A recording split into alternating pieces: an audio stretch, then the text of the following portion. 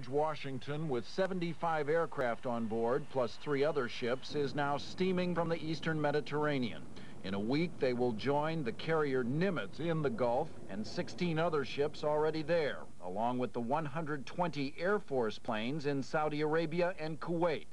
In addition, sources tell ABC News the Clinton administration has been asking other nations in the Persian Gulf for permission to bring in as many as 60 other combat planes, including the F-117 stealth fighter bomber, the first plane over Baghdad during the Gulf War.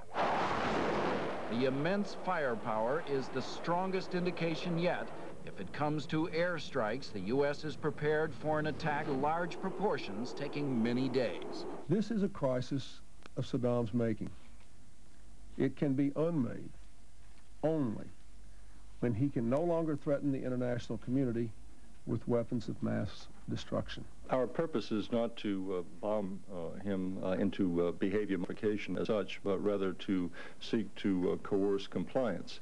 U.S. intelligence sources say Iraq is already prepared for airstrikes. Every day it changes the location of its air defense missiles. It has spread out its tanks and artillery, dispersed ammunition and fuel. Women and children have been moved around a number of potential targets, all but guaranteeing civilian casualties.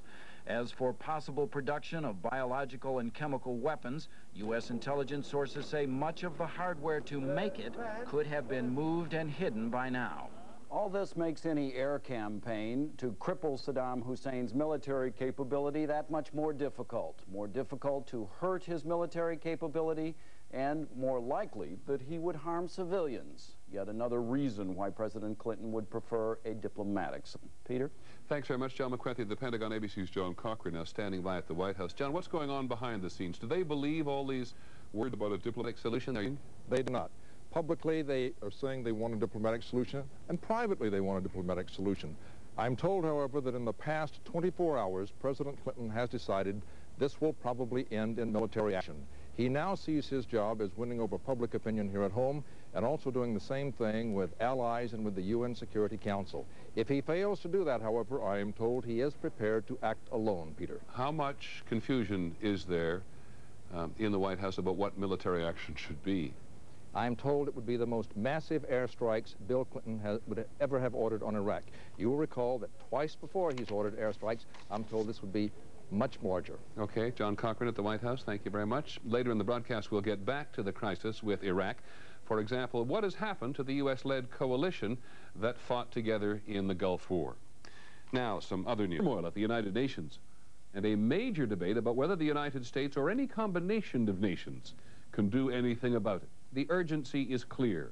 Without any UN inspectors there, Iraq is free to produce dangerous chemical and biological weapons. The people who monitor these matters say that with no one looking, Iraq could be making several desperately lethal weapons for which they might even have a capable delivery system. Presence in the Gulf, ordering the aircraft carrier George Washington and its battle group, including an attack submarine, to join the USS Nimitz, which will double the number of American warplanes in Gulf waters. Sending the George Washington and other Navy ships to the region is a prudent measure to demonstrate how seriously the U.S. takes both this challenge to the authority of the UN and also the continued pursuit of these dangerous weapons by the Iraqi government. The show of force comes after Saddam Hussein ordered American members of the UN weapons inspection team out of Iraq, forcing them to drive 11 hours to Amman, Jordan. The experts are supposed to be inspecting key sites in Iraq to ensure there is no stockpiling of weapons of mass destruction. But when the Americans were forced out, the head of the team decided all the inspectors should go. Had I allowed the Americans to be ejected from the country on 6 hours' notice and stayed there with a non-American UNSCOM, I would simply have completed Saddam Hussein's policy for him. Butler admits concern Hussein could now be free to build more bombs and missiles, although a U-2 reconnaissance flight is scheduled for this weekend. In and around Baghdad, Iraqis are continuing their demonstrations and flooding into factories and palaces to act as human shield. We were shocked, but I don't think women and children should be used in that situation. These people that died in the subway when the sarin gas was released. and how important it is for every responsible government in the world to do everything that can possibly be done not to let big stores of chemical or biological weapons fall into the wrong hands. A new poll shows most Americans back President Clinton's decisions. At least 82% of people polled by Newsweek say they'd agree with a retaliatory strike against Iraq. Cruise missiles from aircraft carriers. I mean, last time there was lots of thought about whether or not we should have gone in and prosecuted to the extent of going after and pursuing Saddam Hussein. Would that be part of the picture this time? Well, first of all, one, I don't think we're you know, everybody now says, and I'm one of them, says we should have gone in and taken out Saddam Hussein. Remember, that wasn't our charter. Remember that it would have meant going into Baghdad and losing more American lives, and no one, including me, believed that Saddam Hussein would have he's now placing innocent civilians in target areas. It's a set of very tough options, but I believe this run by one of Saddam Hussein's sons advocated terrorism against Americans, going out and killing Americans. If it transpires that Americans are victimized in the Arab world, would we consider that sufficient pretext to attack Saddam or to attack Iraq?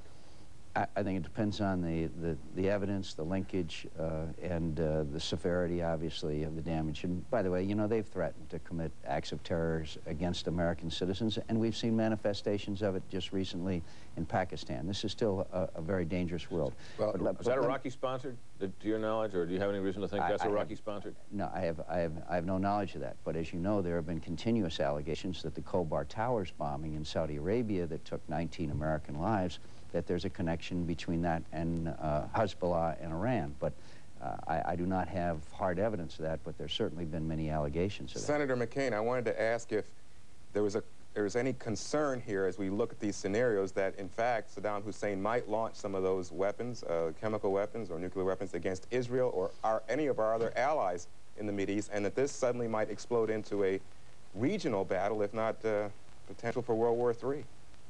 Well, one, the hardest thing for satellites and intelligence gathering, which you just described. By the way, it's curious to me that the Palestinians would be demonstrating in favor of Saddam Hussein. That we have had to contend with. What I was going to ask you was Tariq Aziz, their foreign minister, says if they have these things, they were manufactured before the Gulf War. True?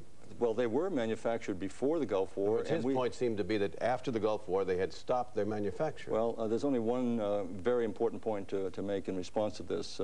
Saddam Hussein's son-in-law, Hussein Kamil, defected. It was a very prudent thing for him to do back in 1995, revealing that they were successful in hiding facilities that were, in fact, producing these types of the anthrax and VX and sarin gas. He made a very imprudent mistake of going back to Iraq, and he was, of course, executed by his father-in-law. So I think what we're saying here is because the UN team has been on the ground inspecting these facilities, we are inhibiting his ability to reconstitute the manufacture of these deadly gases and weapons. You just me. A lot of things surprised me. But since the end of the Gulf War in 1991, we have delivered firepower against Saddam Hussein 8 times. I thought it would be 2 or 3. And after 8 times, he hasn't gotten the message. He shrugs it off. Bombing him clearly doesn't do any good. Well, but the fact of the matter is, each time there has been a military response, he has gotten back further into the box that he currently is in. We've extended the no-fly zone by way of example. We have really contained him, and that has been our policy, to contain his ability, number one, to threaten his neighbors, and number two, to destroy any remnants of the offensive biological chemical weapons capability that he has. And we can only do that by constant monitoring, searching on the ground. The satellites, the U-2s, all can be helpful into providing complementary types of monitoring, but you have to have people on the ground. It is our position, I gather, that we do not need additional UN authorization to use force, that we already have that. Now, Kuwait, for example, has said support for our actions in the Gulf War. We prevailed on Israel not to make a unilateral response, and Israel didn't, although Scuds hit Israel. Saddam Hussein